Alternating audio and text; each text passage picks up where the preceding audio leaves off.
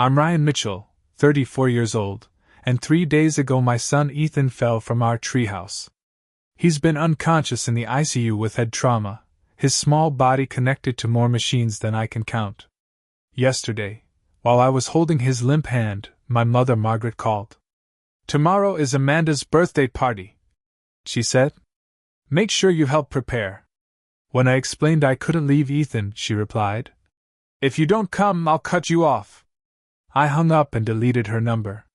If you're watching this from a hospital room too, just know you're not alone. Before I tell you what my son said when he woke up, drop a comment below with your own story of family pressure during crisis. Growing up with Margaret Mitchell as a mother meant walking on eggshells. She controlled every aspect of our lives through her iron grip on the family finances and her masterful emotional manipulation. My father Thomas, a successful attorney who worked 70-hour weeks, was physically present but emotionally absent. He handed the reins of family management to my mother decades ago and never tried to take them back. From the beginning, there was a clear hierarchy in our home. My younger sister Amanda was the golden child, ballet lessons, private school, summer in Europe. I was the black sheep, public school, second-hand clothes, and constant criticism. It wasn't that my parents couldn't afford to treat us equally. Our sprawling colonial house in the suburbs of Portland and my father's partnership at his law firm meant money was never an issue. It was always about control. "Ryan, sit up straight," my mother would snap during the mandatory Sunday dinners we still endured as adults. "Amanda, sweetheart, tell everyone about your promotion." These dinners were theatrical productions with my mother as director, my father as the silent producer, Amanda as the star, and me as the stagehand expected to clap at all the right moments. I tried establishing boundaries over the years. When I married Jessica right after college, my mother insisted on planning the entire wedding. I pushed back, and she threatened to withhold the money we desperately needed as broke 22-year-olds. We caved. When Ethan was born 7 years ago, she demanded to be in the delivery room. Jessica stood firm, and my mother didn't speak to us for 3 months. Jessica and I divorced 3 years ago. The pressure from my family was one factor among many that fractured our marriage. She moved to California for a job opportunity, leaving Ethan primarily with me. We have a solid co-parenting relationship now, but she's building a new life 3 states away. She calls Ethan twice a week and takes him for summer break and alternating holidays. After the divorce, I moved into a modest 2-bedroom apartment across town. I converted the second bedroom into both Ethan's room and my home office, where I work as a freelance graphic designer. The income is decent but inconsistent. There were months when bills piled up and I swallowed my pride to accept loans from my mother, money that always came with invisible strings attached. "I'm just helping my grandson," she would say, while simultaneously criticizing my career choice, parenting style, and inability to keep Jessica. Each dollar was a down payment on my compliance. 2 months ago, during another tense Sunday dinner, my mother commented that Ethan looked scrawny and suggested he wasn't being fed properly. Something in me snapped. "You don't get to criticize my parenting," I said quietly but firmly. "Not anymore." The table fell silent. My father suddenly became very interested in his roast beef. Amanda's eyes widened. My mother's face hardened into the expression I'd feared since childhood. "I believe I've earned the right to speak my mind in my own home," she replied icily. "And I've earned the right to protect my son from judgment," I countered, standing up and taking Ethan's hand. "We'll skip dessert tonight." That exit felt momentous, like cutting a cord that had been wrapped around my throat for years. But the aftermath was a cold war of passive-aggressive texts and pointed silences during the following weeks. Then came Amanda's birthday. My sister was turning 30, and my mother had been planning this milestone celebration for months. It wasn't just a party. It was a social event designed to showcase our family's success to my mother's country club friends, business associates, and rivals disguised as friends. My role would be to serve drinks, take photos, and pretend we were the perfect loving family my mother had been constructing in her imagination since before I was born. I had reluctantly agreed to help, mostly because Amanda had privately admitted she didn't want the extravaganza but couldn't stand up to our mother. My sister and I had been pitted against each other our entire lives, but in recent years, we'd found moments of solidarity in recognizing the dysfunction that shaped us. "Just help me get through this," Amanda had pleaded. "Then we can both disappear before the second round of champagne."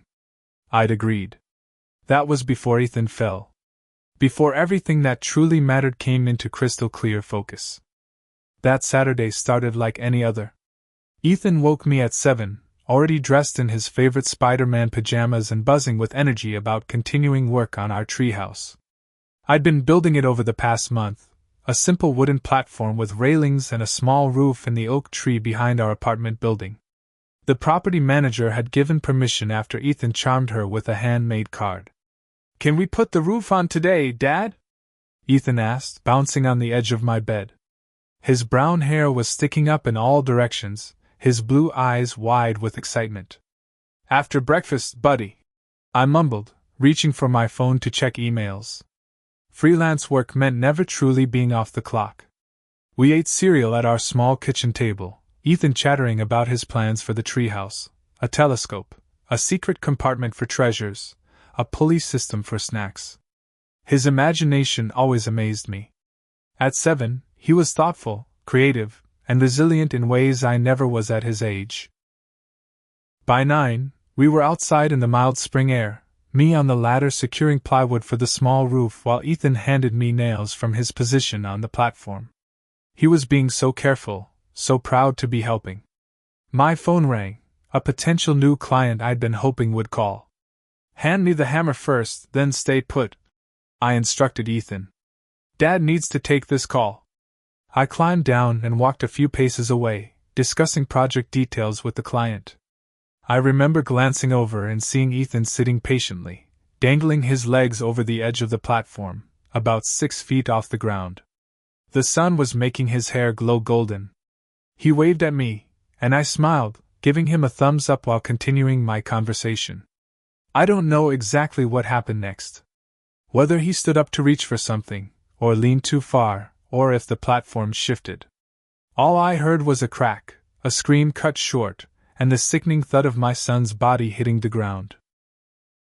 The phone slipped from my hand. Time stretched and compressed simultaneously as I ran to him. Ethan lay motionless, a small trickle of blood coming from his ear. His arm was bent at an unnatural angle beneath him. "Ethan!" I screamed, dropping to my knees beside him. "Ethan, can you hear me?" Nothing. His chest was moving, but his eyes remained closed. I knew not to move him, but every cell in my body wanted to gather him into my arms. Mrs. Finley from the first floor rushed out, phone already in hand, calling 911. The 8 minutes it took for the ambulance to arrive were the longest of my life. I kept talking to Ethan, promising him everything would be okay, begging him to open his eyes, apologizing over and over for looking away.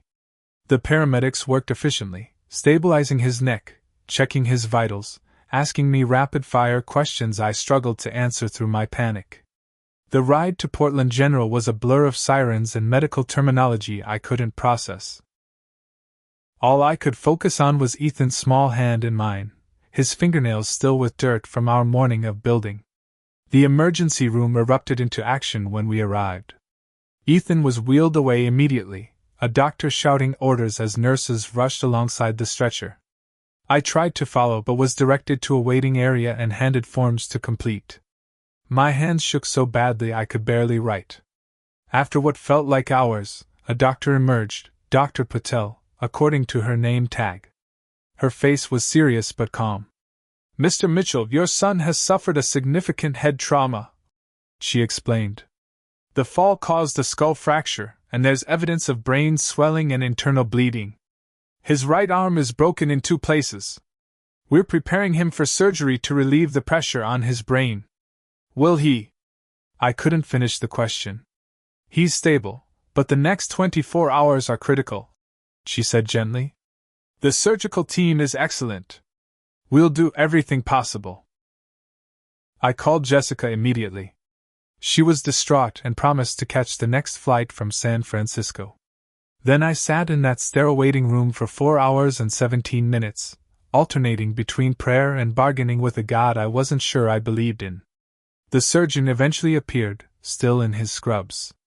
"We've managed to stop the bleeding and reduce some of the pressure," he explained. "He's being transferred to the pediatric ICU. He hasn't regained consciousness, which is concerning but not unexpected given the trauma."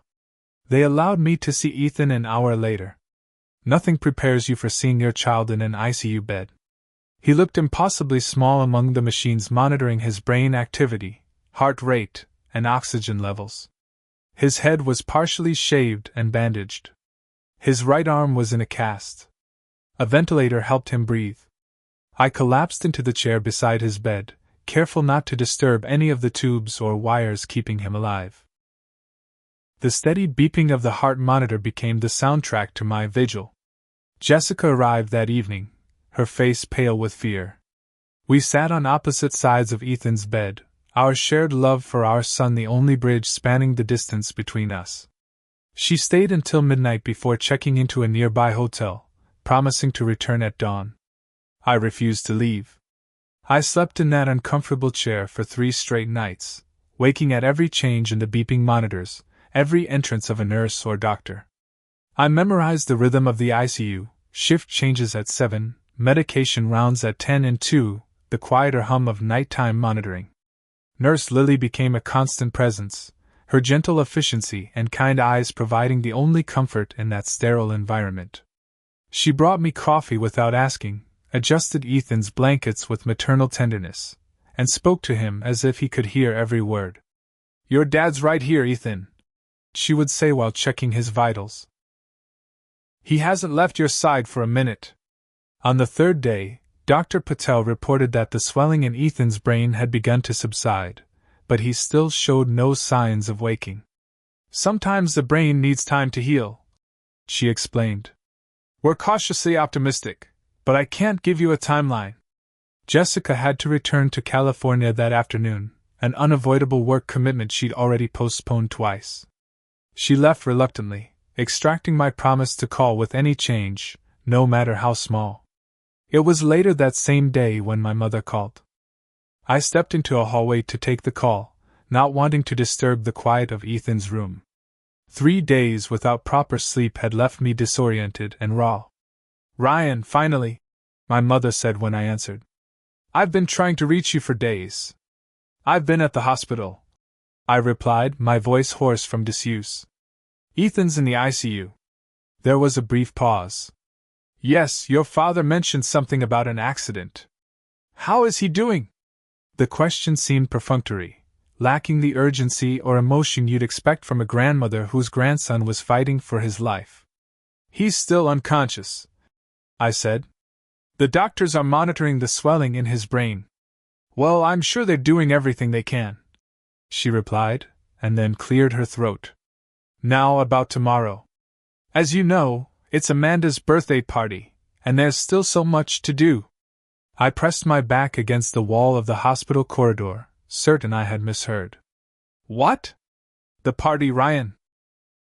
"I need you to come over in the morning to help set up the tent in the garden. The rental company is delivering it at 9, and your father is useless with these things. Then the caterers need direction, and someone has to pick up the cake by 2. I listened in stunned silence as she continued listing tasks as if we were discussing a normal day, as if my son wasn't lying unconscious 20 feet away. "Mother," I interrupted, "I can't leave the hospital. Ethan needs me here. Ryan, the doctors and nurses are taking care of Ethan. There's nothing you can do by sitting there staring at him, and your sister's 30th birthday happens once in a lifetime. So does a traumatic brain injury." I snapped, immediately regretting my tone but not the sentiment. "Don't be dramatic. Children are resilient. Remember when Amanda fell off her horse at 12? She was fine after a week." I closed my eyes, counting to 5 before responding. "This isn't a comparison. Ethan is in critical condition. I'm not leaving him. A nurse passed by, giving me a sympathetic glance. I realized my voice had risen. This party is important to this family. My mother continued, her tone hardening. Everyone will be there. The Andersons, the Whitfields, Judge Carson and his wife. What will they think if my own son doesn't show up? I don't care what they think, I said, surprising myself with how true it was. My son might be dying. Now you're being ridiculous. If it were that serious, they would have told you. My free hand clenched into a fist. They have told me, Mother. They just can't tell me if he'll wake up or if he'll have permanent damage. They can't tell me if my son will ever call me Dad again. There was a pause, and for a moment I thought I'd gotten through to her. Then, I understand you're upset, but family obligations don't disappear because of one crisis. One crisis? I repeated, incredulous. This isn't a flat tire or a flooded basement. This is my child's life. And what about your sister's feelings? She'll be devastated if you're not there.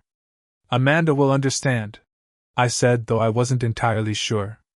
Our relationship had improved, but we were still products of our upbringing.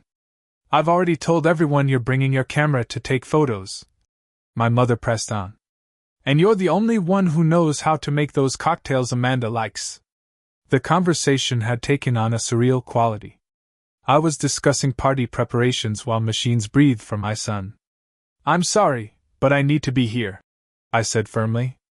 Her voice dropped to the cold, controlled tone that had preceded every major punishment of my childhood. Ryan, I've supported you financially since your divorce.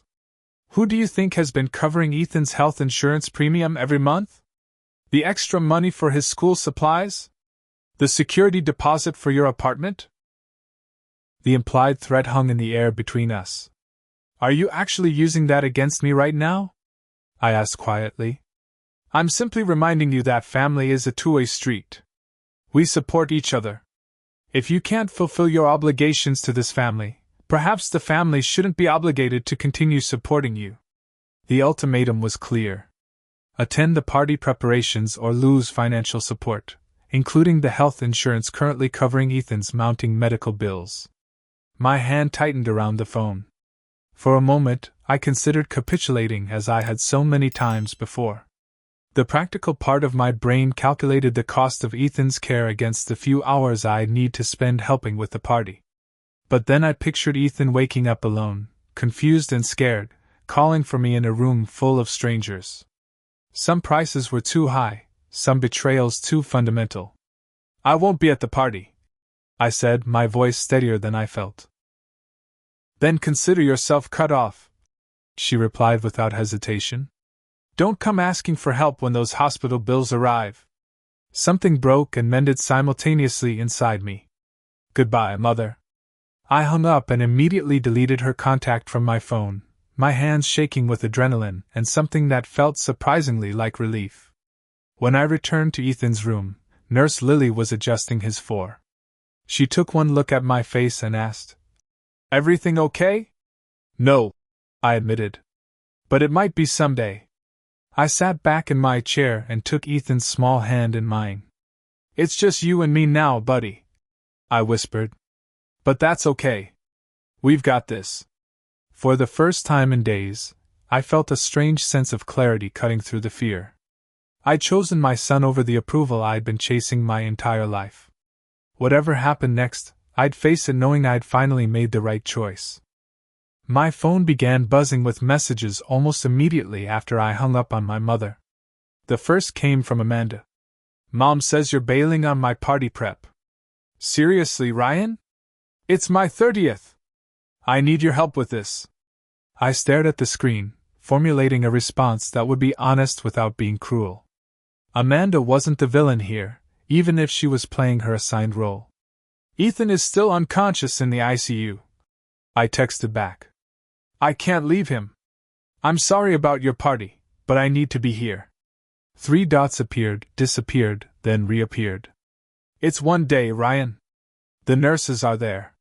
Mom says you're being dramatic as usual." The old Ryan would have apologized again, maybe even promised to try making it for a few hours. The new Ryan, born in the sterile hospital air and the beeping of life support machines, felt a strange calm. This isn't about Mom.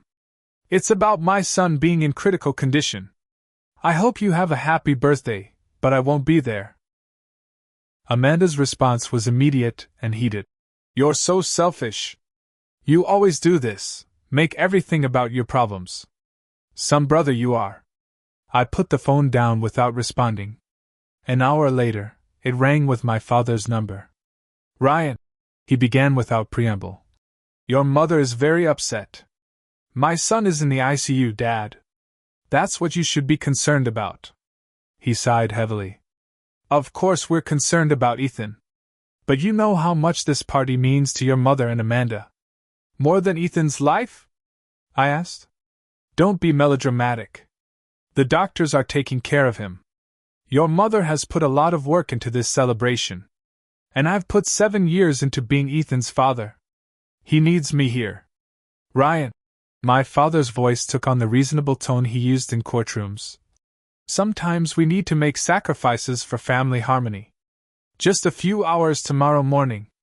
The hospital will call if there's any change. Would you have left me alone in an ICU when I was 7? I asked. The lengthy pause told me everything. That's different, he finally said. How? Your mother, you know how she gets. She's threatened to cut you off financially. She already has, I said. And I'm okay with that. Don't be hasty, he cautioned. Your mother will calm down eventually, but if you miss this party, she won't forget it. I'm not missing the party to punish her. I'm staying with my son because he needs me more. Ryan. Dad, for once in your life, can you stand up to her? Can you tell her that her grandson's health is more important than impressing her country club friends? Another long silence. I'll see what I can do, he finally said, but we both knew he wouldn't. I spent the afternoon sitting beside Ethan, reading aloud from his favorite Captain Underpants book. The nurses had encouraged me to keep talking to him, saying that many coma patients could hear even if they couldn't respond. I was midway through a particularly ridiculous passage when my phone began ringing repeatedly. My mother had escalated from texts to calls. I silenced them all. Then, around 6 that evening, the impossible happened. The elevator doors at the end of the ICU corridor opened, and my mother stepped out. I spotted her from Ethan's doorway, perfectly coiffed silver hair, tailored pantsuit, the pearls she wore like armor. Her face was set in the determined expression that had preceded every major confrontation of my childhood. Sir, you can't go in there without checking with the nurses' station. A staff member called after her, but Margaret Mitchell had never been deterred by rules that inconvenienced her. I stepped fully into the hallway, closing Ethan's door partially behind me. Mother, I said quietly, this is not the place. Clearly the hospital is the only place I can speak to my son these days, she replied, her voice carrying down the quiet corridor. Since you've decided to ignore my calls, I'm not having this conversation here. Then where, Ryan? At the party you're abandoning? At the family dinner you'll probably skip next? A nurse at the station was watching us now. I gestured toward the small waiting area at the end of the hall. If you want to talk, we can talk there. My mother followed me, her heels clicking aggressively on the linoleum. As soon as we were in the empty waiting room, she began. I don't appreciate being hung up on, Ryan. I raised you better than that. I don't appreciate being given ultimatums while my son is fighting for his life. I countered. Don't be so dramatic. I spoke with Dr. Carlton at the club, he's a neurologist, and he says children bounce back from head injuries all the time. The casual dismissal of Ethan's condition ignited something in me. You haven't even asked to see him. Your own grandson is hooked up to machines keeping him alive, and you're here about a party. I'm here because my son is making a foolish decision that will damage this family. No, I said firmly. I'm making a decision to be there for my son. The only damage is what you're doing right now. Her eyes narrowed. After everything I've done for you and Ethan. The money, the support. Support? I interrupted. Is that what you call this? Threatening me while Ethan is in the ICU? I'm not threatening. I'm stating facts. Actions have consequences, Ryan. Yes, they do, I agreed. And your actions right now are showing me exactly who you are and what really matters to you. Her voice rose. What matters is this family's reputation. What will people think when half the hosts don't show up tomorrow? I don't care what people think, I said, my own voice rising to match hers. My son might be dying 20 feet away. A security guard appeared at the entrance to the waiting room. Is everything all right here? No, my mother said before I could respond. My son is refusing to let me see my grandson.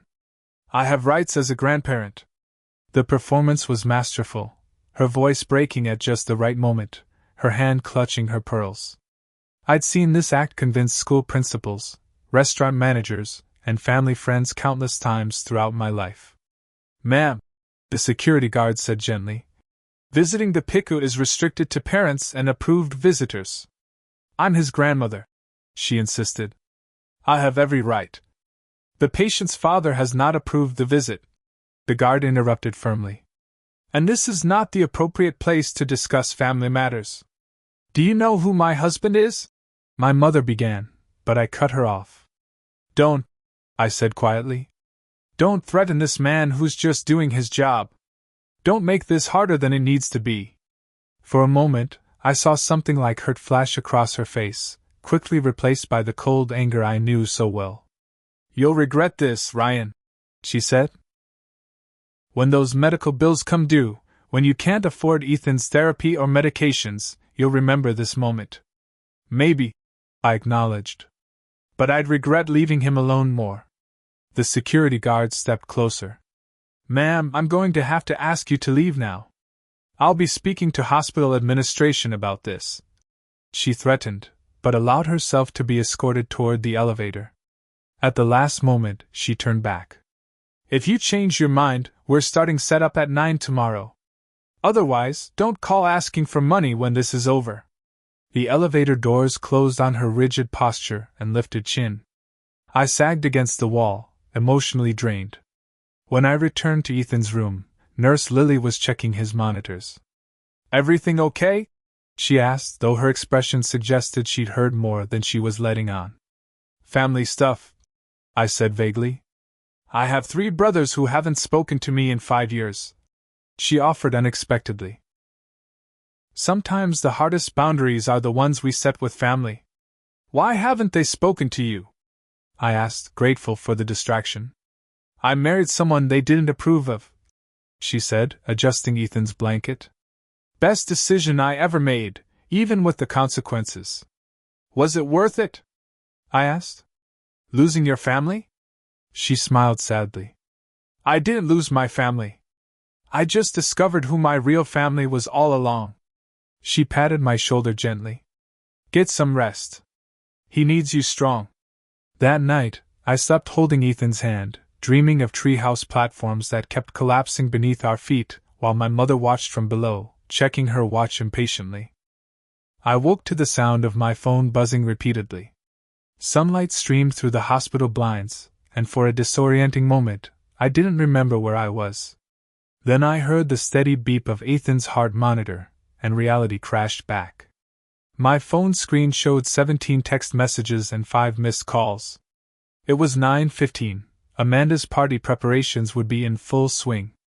I scrolled through the texts without opening them, several from Amanda, a few from my father, and most ominously, a series from relatives and family friends expressing their disappointment in my absence. My mother had clearly been busy. One text caught my eye, from my cousin Michael, the family black sheep before I apparently claimed the title. Heard about Ethan. Hospitals suck. Call if you need anything. Don't let Aunt Margaret guilt you, kid comes first. That small show of support meant more than Michael could know. I set the phone aside and focused on Ethan. His color seemed slightly better this morning, or maybe that was just hopeful thinking. I brushed his hair gently away from the bandages. Morning, buddy, I said, continuing the one-sided conversations I'd been having for days. It's a beautiful day out there. When you're better, we'll finish that treehouse. Make it safer this time. Dr. Patel arrived for her morning rounds, examining Ethan's pupils and reviewing his latest scans. The swelling has continued to decrease, she reported. That's a positive sign. But he's still not waking up, I said. Brain injuries heal on their own timeline, she explained. But his latest EEG shows increased activity. His brain is working to repair itself. As she left, my phone buzzed with a notification. Amanda had posted photos of the party set up on Instagram, the massive tent in our parents' garden, elegant table settings, flower arrangements that probably cost more than my monthly rent. She tagged me with a pointed message. Missing my brother today. Some things should be more important than others. The implied criticism stung, but not as much as it would have days ago. I switched off notifications and returned to reading to Ethan. Around noon, a hospital chaplain stopped by, a kind-faced woman who introduced herself as Reverend Torres. I just wanted to check if you needed anything, she said. Company, prayer, or just someone to talk to. I wasn't religious, but after 4 days of mostly one-sided conversations, talking to an actual responsive adult seemed appealing. Do you get a lot of family drama in your job? I asked after we'd chatted for a while. She smiled sadly. Hospitals tend to bring out both the best and worst in families.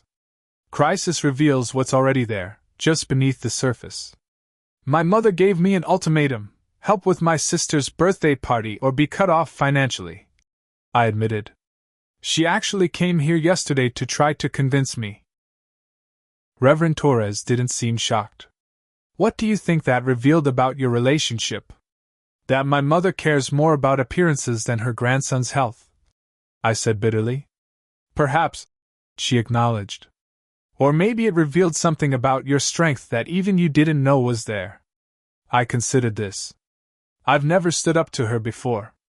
Not really. I always gave in eventually. What's different this time? I looked at Ethan's small form in the hospital bed. This time it's not about me. I can let myself down, but I can't let him down. That sounds like growth to me, she said gently. Though it doesn't make the pain of rejection any easier. We talked a while longer about family obligations versus doing what's right, about the complex web of love and control that defines so many parent-child relationships. When she left, I felt lighter somehow, as if naming the dynamics had reduced their power. The afternoon crawled by. I imagined the party in full swing, champagne flowing, my mother holding court among her friends, Amanda opening expensive gifts. In previous years, I would have been circulating with a camera, documenting the perfect family gathering for my mother's social media. Instead, I sat reading Captain Underpants aloud, pausing occasionally to describe the illustrations to Ethan. I was midway through a particularly ridiculous sentence when my eyes grew heavy. 4 nights of hospital chair sleep had caught up with me. I rested my head on the edge of Ethan's bed, still holding his hand, and drifted off. I'm not sure how long I slept. It might have been minutes or hours. What woke me was a sensation so slight I thought I'd imagined it, the faintest pressure on my fingers. Ethan's fingers, moving against mine. I jerked upright, fully awake instantly. Ethan? His eyelids fluttered. Not opening, but definitely moving. Ethan, buddy, can you hear me? It's Dad. I'm right here. Another flutter, stronger this time. Then, slowly, his eyes opened, unfocused at first, then gradually finding my face. Dad? His voice was a raspy whisper, barely audible over the machines. I'm here, I said, tears springing to my eyes. I'm right here, buddy. He blinked slowly, confusion evident in his expression. Did you finish our treehouse? A laugh escaped through my tears. Of all the things to ask after days unconscious. Not yet, I managed. We'll finish it together when you're better. I pressed the call button, and within moments Nurse Lily rushed in.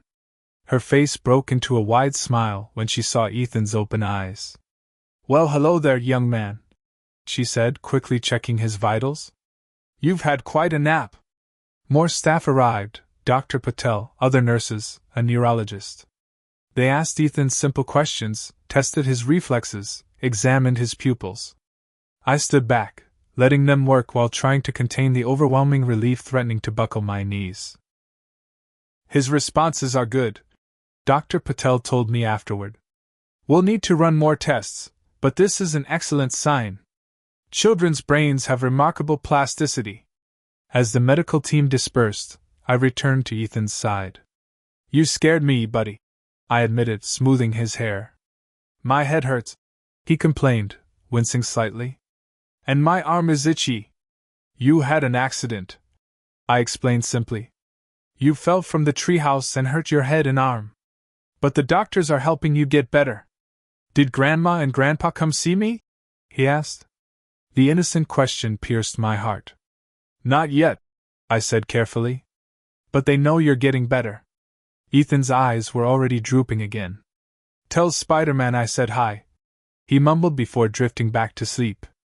This time, the doctors assured me, it was normal healing sleep, not the ominous unconsciousness of before. I stepped into the hallway and called Jessica with the news, both of us crying with relief. Then I texted Michael, and after a moment's hesitation, my father. Ethan woke up. He's going to be okay. The reply came almost instantly. Thank God. Can we come see him? The "we" gave me pause. Was my mother with him at the party? I typed carefully. Just you for now, Dad. Tomorrow maybe. As I put my phone away, I realized something significant. Today, the day of Amanda's grand birthday celebration, the social event I'd been strong-armed into assisting with for months, had become something entirely different. It was the day Ethan woke up. The day our real life began again. And I had been exactly where I needed to be. Word of Ethan's awakening spread quickly through the family grapevine. By evening, my phone was buzzing constantly with messages from relatives.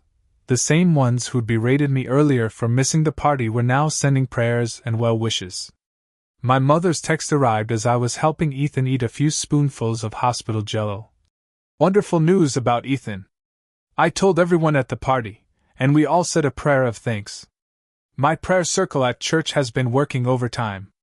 The implication that her prayers had somehow been responsible for Ethan's recovery was so typically Margaret that I almost laughed. I didn't respond. Ethan drifted in and out of sleep for most of the evening. The doctors explained this was normal. His brain was still healing, and rest was crucial. When he was awake, he was increasingly alert, asking for water, complaining about the itchy cast on his arm, wondering when he could go home. Each question, each complaint, was music to my ears after days of silence. The following morning, as Ethan was being wheeled down for another scan, I was surprised to see Amanda stepping off the elevator, carrying a gift bag with cartoon balloons printed on it. Hey, she said awkwardly, hovering at the nurse's station. Hey, I replied. I thought you'd be recovering from your big day. She shrugged. Party ended around midnight. Mom's still directing the cleanup crew. She gestured to the gift bag. I brought something for Ethan. Is that okay? The tentative question made her seem younger, more like the sister I'd protected from neighborhood bullies before our mother's manipulations drove us apart. Of course. He's just gone for a scan, but he should be back soon. You can wait in his room if you want. We sat in uncomfortable silence for a few minutes before Amanda spoke. I'm sorry about those texts yesterday. I was being a jerk. It's okay, I said automatically. No, it's not, she insisted. I was parroting Mom without thinking. When I actually told people why you weren't there, everyone normal said of course you should be with Ethan. It was just Mom and her country club cronies who thought a party was more important than a kid in the ICU. I raised an eyebrow. You defended me? She looked embarrassed. Eventually. Not right away. I should have done it sooner. What changed your mind? She sighed. The party was a nightmare. Mom micromanaged everything, criticized everyone. My cake wasn't the right shade of pink. The caterers used the wrong champagne flutes. She made one of the servers cry. Amanda twisted her watch around her wrist, a nervous habit from childhood. All I could think was that you'd escaped, and I was stuck there, letting her control everything like always. I'm sorry your birthday was ruined, I said sincerely. It wasn't your fault. And it made me realize something. I'm 30 years old, and I'm still letting our mother dictate my life. At least you're standing up for yourself and Ethan. Before I could respond, Ethan was wheeled back in, his face lighting up when he saw Amanda. "Aunt Mandy," he exclaimed, using his childhood nickname for her. "Did you bring me a present?" Amanda laughed, blinking back tears. "Of course I did, Squirt. What kind of aunt would I be otherwise?" She helped him open the gift, a complex Lego set that would keep him occupied during his recovery. As they chatted about the model he would build, I observed the genuine affection between them. Despite our dysfunctional family dynamics, Amanda had always been good to Ethan. "Your dad's pretty brave, you know," she told him as she helped arrange his pillows. "He stayed right here with you the whole time, even when Grandma was super mad at him." Ethan looked at me with solemn eyes. "Dad's the bravest." "Yeah," Amanda agreed, meeting my gaze. "He is." She stayed for over an hour, and as she was leaving, she introduced herself to Nurse Lily, who had come in to check Ethan's vitals. "Thanks for taking care of my nephew," Amanda said. "And my brother too, probably." Lily smiled. "Your brother didn't leave this room for 4 days. That's dedication." As the two women chatted, I noticed something unexpected, a spark of connection. Amanda asked for Lily's full name to send a thank you card, and Lily's cheeks colored slightly as she wrote it down. After Amanda left, promising to return the next day, Lily lingered. "Your sister seems nice," she commented casually. "She has her moments," I replied with a smile. "She's single, you know." Lily's blush deepened. "I wasn't asking for me." "Of course not," I agreed, suppressing a grin. That afternoon, my father visited alone, a significant departure from his usual pattern of never opposing my mother. He brought Ethan a stuffed bear wearing a Portland Trail Blazers jersey and stood awkwardly at the foot of the bed. "You look good, sport," he told Ethan, who was already incorporating the bear into an elaborate story involving his other toys. When Ethan became absorbed in the cartoon, my father pulled me into the hallway. "Your mother wants to visit," he said without preamble. "I don't think that's a good idea right now," I replied carefully. He nodded, surprising me. "I told her the same thing. She needs time to adjust her perspective." "Did you actually stand up to her?" I couldn't keep the shock from my voice. He looked pained. "I wouldn't call it that. I suggested that pushing her away and might not be best for Ethan's recovery." It wasn't exactly a declaration of independence, but for Thomas Mitchell, it was revolutionary. "How did she take it?" "About as well as you'd expect. She's been redecorating the guest room since I got back. I think the wallpaper removal is meant to represent my spine." I laughed, and after a moment he joined in, a rare moment of genuine connection between us. "Ryan," he said, growing serious again. "About what your mother said, cutting you off financially." I tensed. "It's okay. I'll figure something out." "No," he interrupted. "It's not okay. I've set up a separate account for Ethan's medical expenses. Your mother doesn't have access to it." I stared at him, speechless. "It should cover the hospital bills and any follow-up care." He continued. "No strings attached." "Dad, I don't know what to say." He looked uncomfortable with my gratitude. "You shouldn't have to choose between your son's health and your mother's approval. No one should." It wasn't an apology for years of enabling my mother's behavior, but it was something, an acknowledgement, perhaps, that things had gone too far. 3 days after Ethan woke up, the hospital began discussing discharge plans. His recovery was progressing well, though he would need follow-up appointments and possibly physical therapy for his arm. The social worker assigned to our case raised concerns about our living situation. "The stairs to your apartment might be challenging during his initial recovery," she explained. "And he'll need constant supervision for at least a few weeks." I was contemplating the impossible logistics when my phone rang with my mother's number. I almost didn't answer, but something compelled me to press accept. "Ryan," she began without greeting. "I've heard Ethan will be coming home soon. I've prepared the downstairs guest room at our house for both of you to stay in during his recovery." The offer blindsided me. "That's unexpected. He's my grandson," she said stiffly. "And you're my son, despite recent disagreements. There would need to be ground rules," I said cautiously.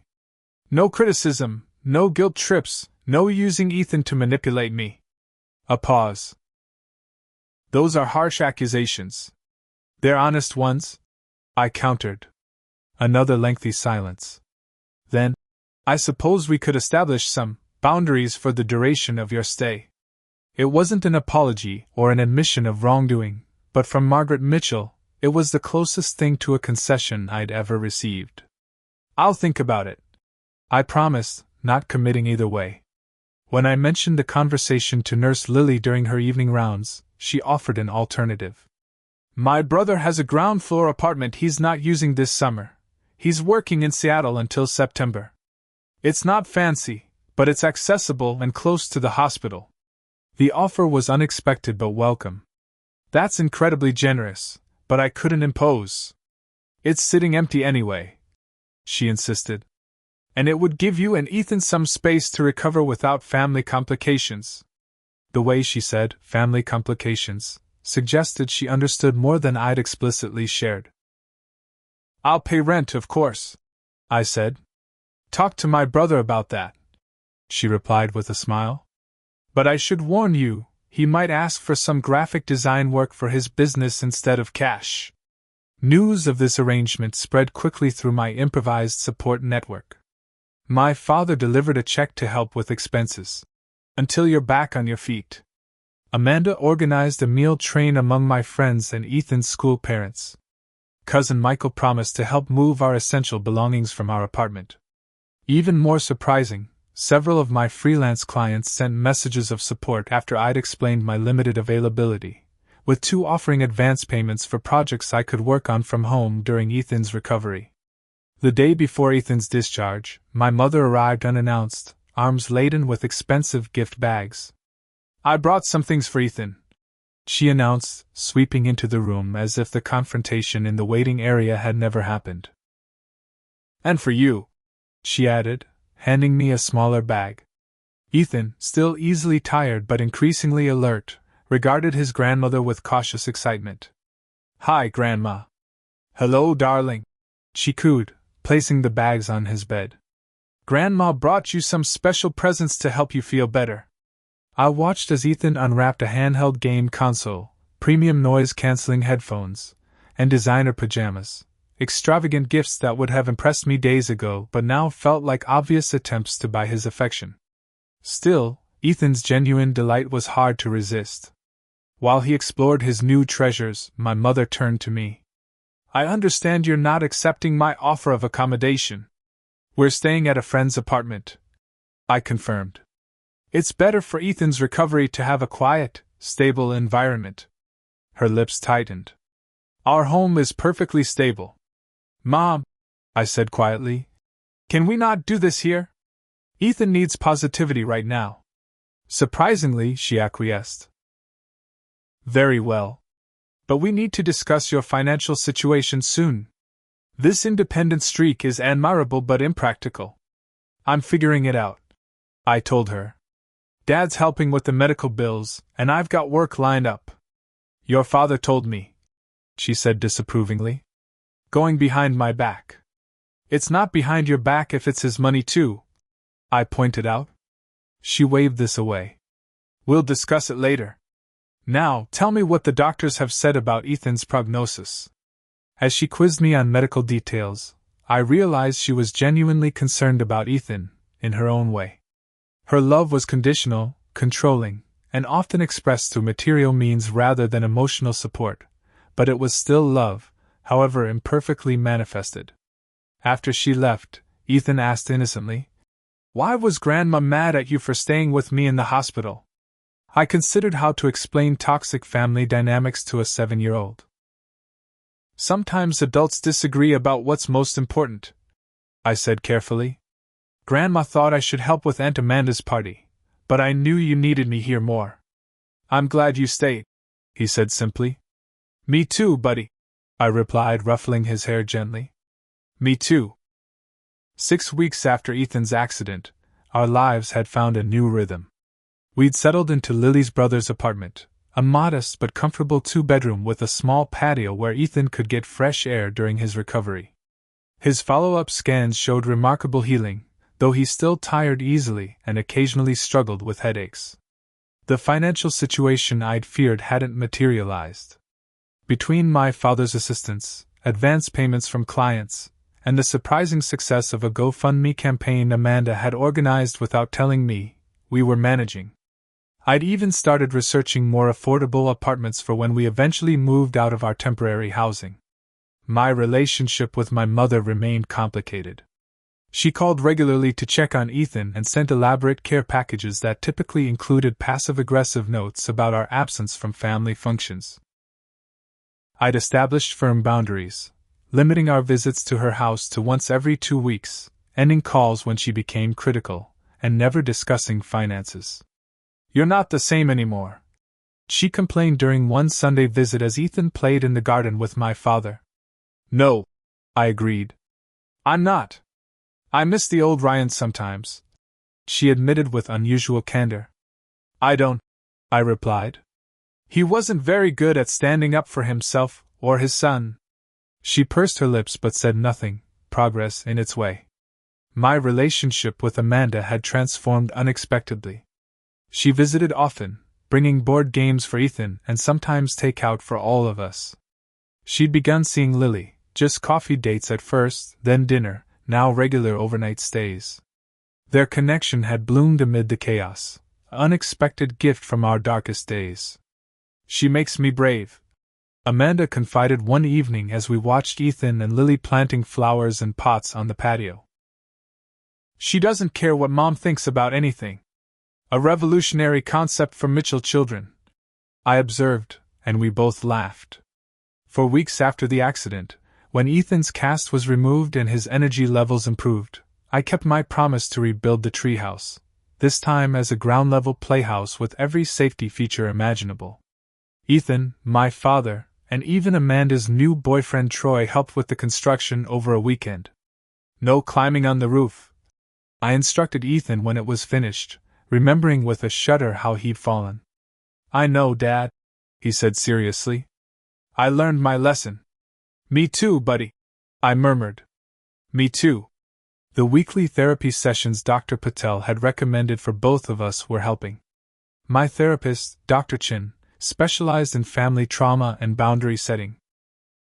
She helped me recognize patterns established in my childhood, the constant seeking of approval, the fear of disappointing others, the tendency to put everyone's needs before my own and Ethan's.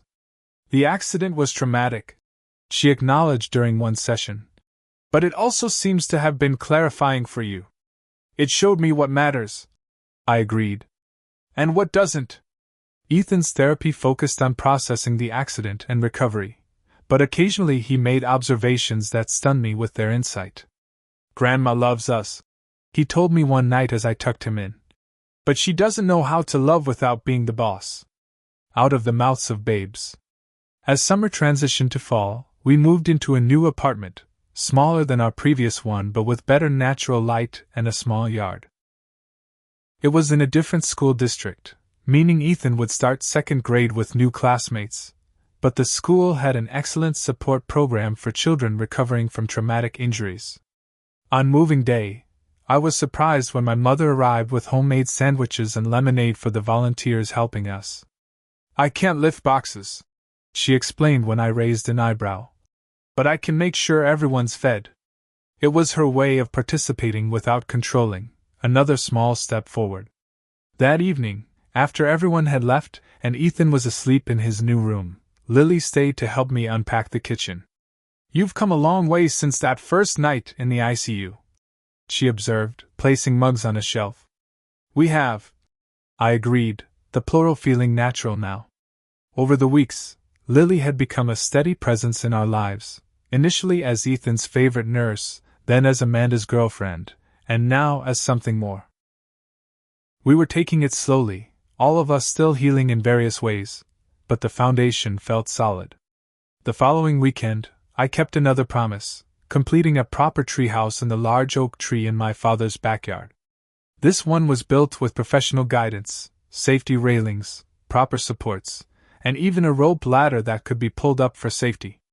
As Ethan and I sat in it together, legs dangling from the platform, he looked at me thoughtfully. "Dad, I like our new family better." "What do you mean, buddy?" I asked. "Before my accident, it was just you and me, and sometimes Grandma and Grandpa who made you sad. Now we have Aunt Amanda and Lily and Troy and Nurse Jackie who brings cookies, and Grandpa who builds stuff with us, and even Grandma is nicer sometimes." His simple assessment brought tears to my eyes. "Yeah, our family got bigger, didn't it? And better," he insisted. "Because now you smile more." I pulled him into a side hug, careful of the spots where he was still tender. "You make me smile, buddy." That night, as I scrolled through photos of our rebuilt treehouse to post online, I reflected on the journey of the past months. The accident that nearly took my son had also freed me from patterns that had constrained my entire life. The crisis that threatened to break us had ultimately revealed strengths I never knew I possessed. My mother would never fully change, but our relationship had found a new equilibrium based on mutual respect rather than control and compliance. My father was gradually finding his voice after decades of silence. Amanda was discovering her own path to independence through her relationship with Lily. And Ethan, resilient, perceptive Ethan, was healing in body and spirit, surrounded by a family redefined not by obligation but by choice. Life would continue bringing challenges, but I faced them now with a clarity I'd never before possessed. Some ties needed loosening for true healing to begin. Some crises contained hidden gifts. And sometimes, the most profound strength came from admitting vulnerability rather than disguising it. The true measure of family, I'd learned, wasn't who stood beside you during celebrations, but who remained during your darkest moments. By that definition, our family, unconventional and still evolving, was the richest I'd ever known. If you've ever had to choose between family expectations and what you know is right, I hope our story gives you courage. The hardest boundaries to set are often the most necessary ones. Drop a comment below about a time you had to make a difficult family choice, or just to let me know you're out there listening. Don't forget to like and subscribe if this resonated with you, and share with someone who might need to hear that it's okay to put their child first, no matter what pressures they're facing. Thank you for being part of our healing journey, and remember, sometimes the family we build is stronger than the one we're born into.